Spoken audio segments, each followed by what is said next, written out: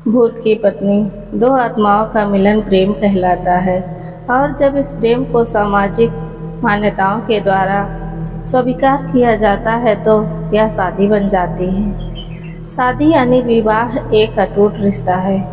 जीते जी लोग इसे निभाते हैं, लेकिन कुछ ऐसे भी जोड़े हैं जो मरने के बाद भी अपने जीवन साथी का साथ नहीं छोड़ते। और ऐसी ही घटना से प्रेरित होकर एक डरावनी भूत कहानी भूत की पत्नी आपके लिए प्रस्तुत है। मुझे आशा है कि यह कहानी आपको ज़रूर पसंद आएगी। सुनीता बड़ी हो चुकी थी और अब उसके माता पिता को उसकी शादी की चिंता हो रही थी। हालांकि सुनीता बहुत अच्छी लड़की थी, जिसके लिए कई अच्छे लड़कों के रिश्ते आ रहे थे, जिनको लेकर सुनीता के परिवार में विचार विमर्श चलता रहता था। एक दिन सुनीता की मौसी एक अच्छे लड़के का रिश्ता लेकर आती हैं। लड़के की फ़ोटो बहुत ही सुंदर थी, जिसे देखते ही सुनीता के माता पिता मोहित हो जाते हैं और वह तय कर लेते हैं कि इसी लड़के से सुनीता की शादी करेंगी। सुनीता को भी लड़का अच्छा लग रहा होता है।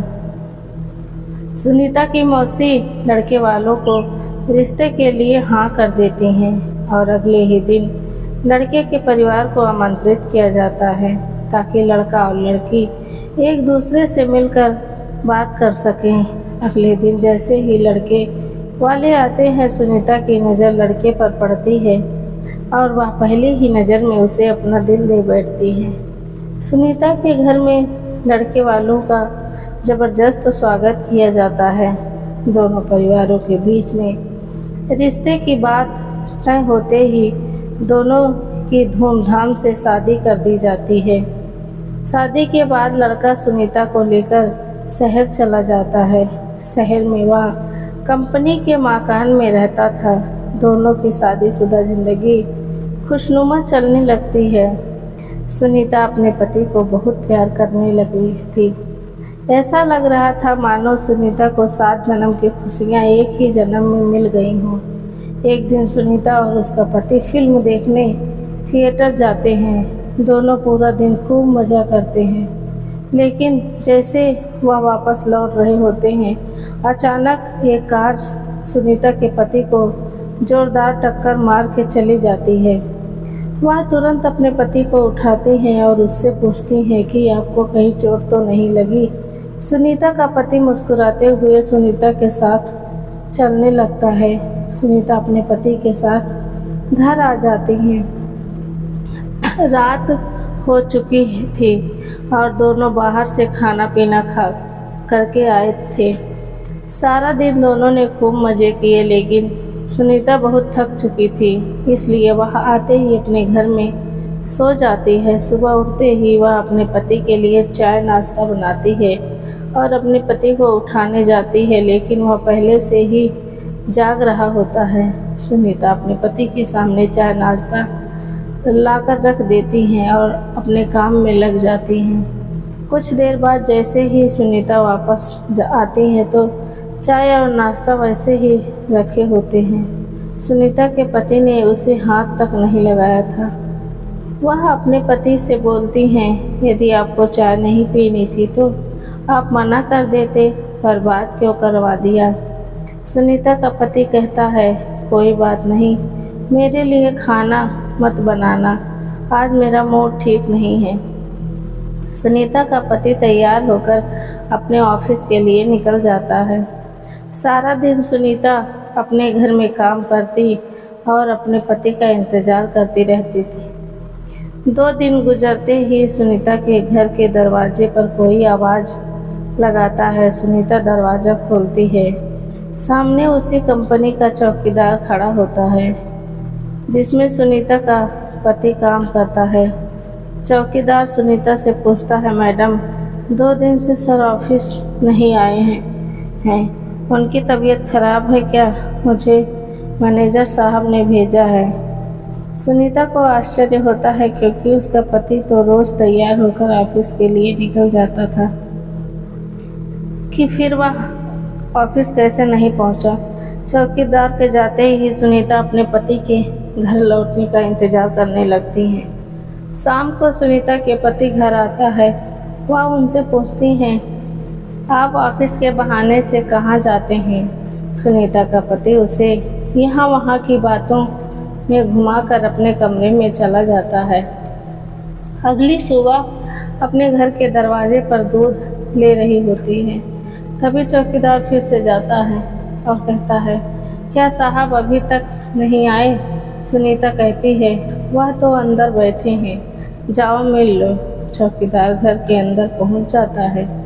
वह चारों तरफ देखता है, उसे कुछ नजर नहीं आता। पीछे से सुनीता दूध लेकर आ जाती है। चौकीदार सुनीता से कहता है, कहाँ है साहब? सुनीता कहती है, अंधे हो गए हो क्या? तुम्हारे सामने ही तो बैठे हैं। लेकिन चौकीदार को सुनीता पागल लग रही थी, क्योंकि सामने कोई नहीं बैठा था। दरअसल उस रात जो कार एक्सीडेंट हुआ था, उसमें सुनीता के पति की जान जा चुकी थी। चौकीदार सुनीता से दोबारा कहता है, मैडम वहाँ कोई नहीं बैठा है। लेकिन सुनीता चौकीदार को चिल्लाते हुए अपने पति को जाकर पकड़ लेती हैं और कहती हैं, यह देखो, इतना बड़ा इंसान तुम्हें नज़र नहीं आ रहा है? सुनीता के साथ कोई दिखाई नहीं दे रहा था। चौकीदार वापस लौट जाता है और कंपनी में जाकर सारी बात कह देता है।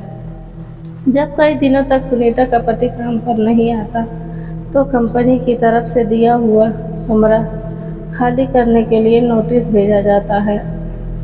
सुनीता नोटिस पढ़ते ही चिंतित हो जाती है और अपने पति से कहती है, आप कंपनी में काम कर रहे हैं, फिर क्यों हमें इस घर से निकलना होगा? सुनीता का पति भूत बन चुका था, लेकिन सुनीता उसे साधारण समझ रही थी। उसी शहर में एक पुराना घर था जो कई सालों से बंद पड़ा था और वहाँ कई भूतिया आत्माएं रहती थी। सुनीता का पति उसे उसी घर में चलने को कहता है। सुनीता अपने पति की बातों में आ जाती है और उसके साथ जाकर वहीं रहने लगती है। सुनीता ने इंसानों से रिश्ता खत्म कर दिया था और अपने पति के साथ भूतिया दुनिया में ही जीना सीख गई थी। दरअसल सुनीता अपने पति की बातों से पूरी तरह संतुष्ट हो चुकी थी। सुनीता को इस भूतिया घर में ही धीरे धीरे डर का एहसास होने लगता है।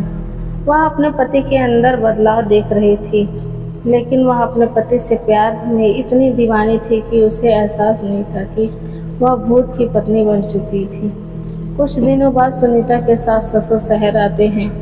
सुनीता अपने पति से कहती है, मम्मी पापा का फ़ोन आया था, वह 2 घंटे में स्टेशन पहुंच जाएंगे, उन्हें जाकर ले आओ। सुनीता का पति उससे बाहर जाने का बहाना कर देता है और उसी को स्टेशन जाने को कहता है। सुनीता अपने सास ससुर को स्टेशन से लेकर जाकर ले आती है। सास ससुर के आते ही अपने बेटे यानी सुनीता के पति के बारे में पूछते हैं। सुनीता कहती है, वह अभी किसी काम से बाहर गए हैं, कुछ देर में आ जाएंगे। सुनीता अपने सास ससुर के आने से बहुत खुश थी।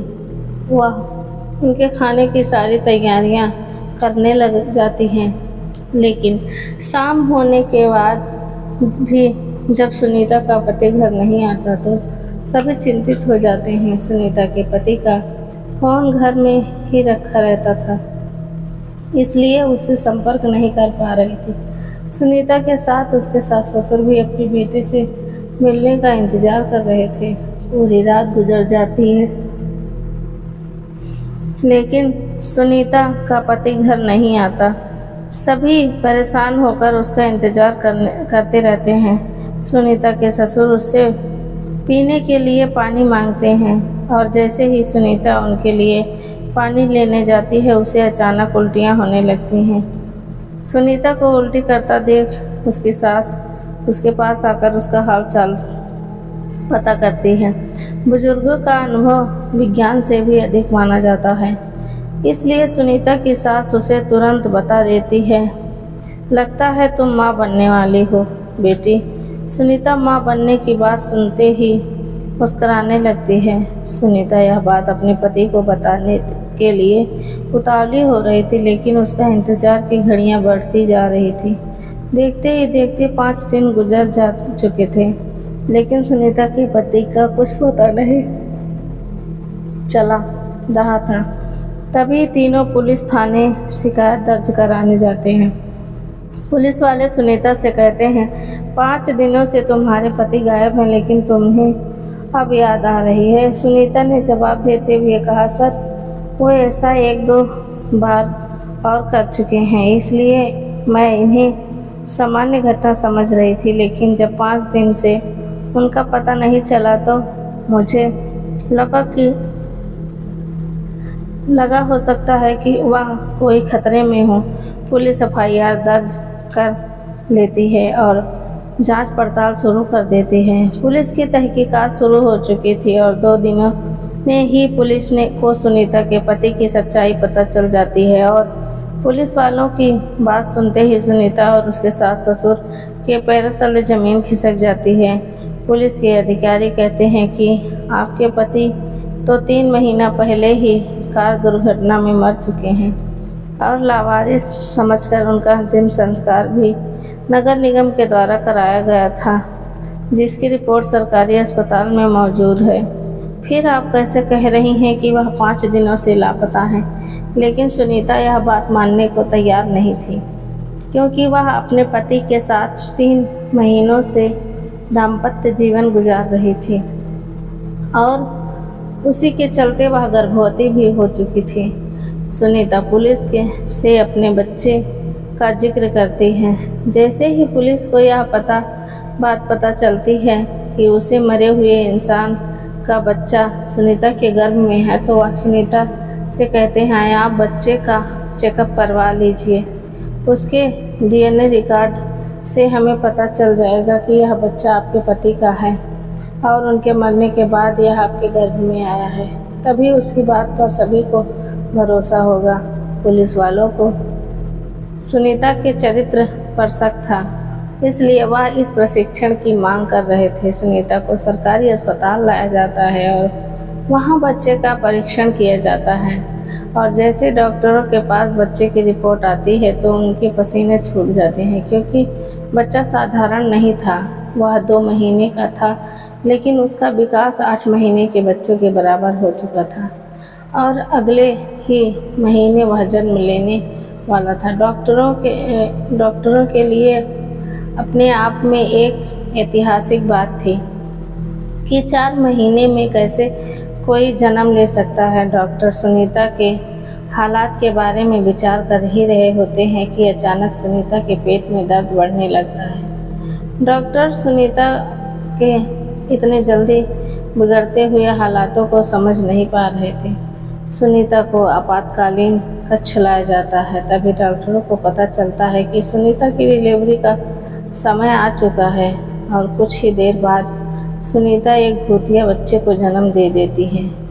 सुनीता का बच्चा देखने में बहुत खूबसूरत था, लेकिन उसकी शारीरिक बनावट कुछ अलग थी। उसके दांत जन्म के साथ ही निकले थे और उसकी आंखें लाल थी।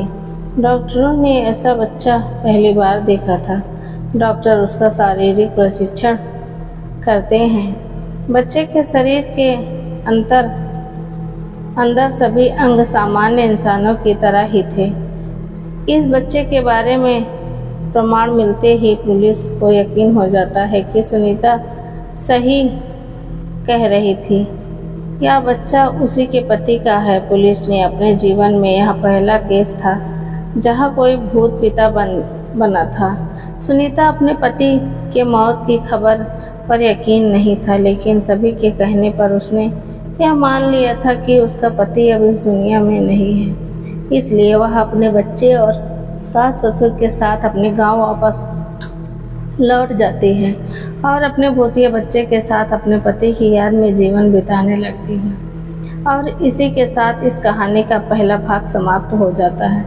दोस्तों, आशा करती हूँ कि आपको कहानी बहुत पसंद आई होगी। ऐसे ही नई नई कहानियाँ सुनने के लिए हमारे चैनल को सब्सक्राइब करें और लाइक करें। धन्यवाद दोस्तों।